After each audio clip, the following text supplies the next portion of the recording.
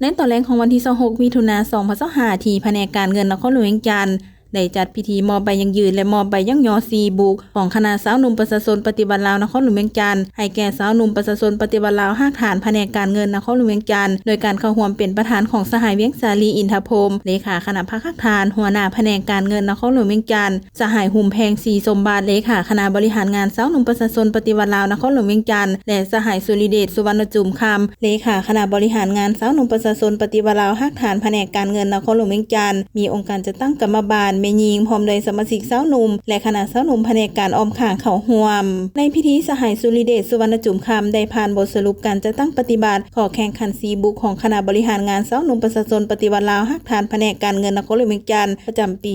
2024และทิศทางแผนการปี2025ซึ่งได้แสดงให้เห็นถึงผลงานตลอดระยะ1ปีผ่านมาสามารถจัดตั้งปฏิบัติเวียกงานบรรลุได้ตามระดับคาดหมายที่วางไว้ฉะนั้นจึงได้จัดพิธีครั้งนี้ขึ้นเพื่อมอบใบยั่งยืนตามข้อตกลงของคณะสาวหนุ่มประชาชนปฏิบัติลาวนครหลวงเวียงจันทน์ว่าด้วยการมอบใบยั่งยืน4บุกประจำปี2024ให้แก่คณะสาวหนุ่มประชาชนปฏิบัติลาวภาคฐานแผนกการเงินนครหลวงเวียงจันทน์และหน่วยสาวหนุ่มที่ขึ้นกับภาคฐานที่มีผลงานดีเด่นในการจัดตั้งปฏิบัติข้อแข่งขัน4บุกของคณะสาวหนุ่มประชาชนปฏิบัติลาวซึ่งประกอบมีหน่วยสาวหนุ่มแขนงจัดตั้งบริหารกวดกาบัญชีและงบประมาณหน่วยสาวหนุ่มแขนงคุ้มครองทรัพย์สินของรัฐหน่วยสาวหนุ่มคลังเงินประจำนครหลวงเวียงจันทน์หน่วยสาวหนุ่มสวยสหกรณ์ประจำนครหลวงเวียงจันทน์หน่วยสาวหนุ่มภาษีประจำนครหลวงเวียงจันทน์พร้อมกันนั้นยังได้มอบใบยั่งย่อให้แก่สมาชิกสาวหนุ่มประชาชนปฏิบัติลาวหน่วยภาคฐานแผนกการเงินนครหลวงเวียงจันทน์ที่มีผลงานดีเด่นในการจัดตั้งปฏิบัติข้อแข่งขัน4บุกประจำปี2024จำนวน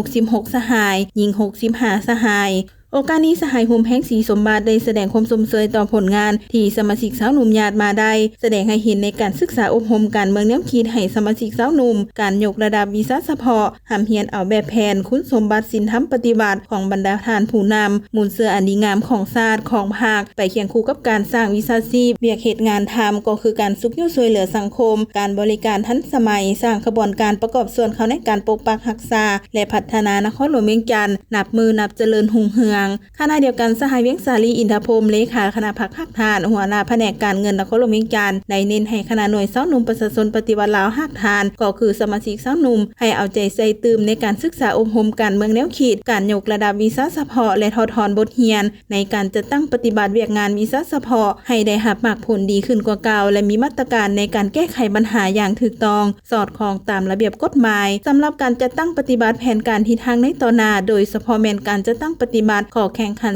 4บุกขาดหมายสู่สนทางด้านการเมืองแนวคิดให้ได้ 97% ขึ้นไปด้านการฝึกฝนหล่อหลอมหำเฮียนให้ได้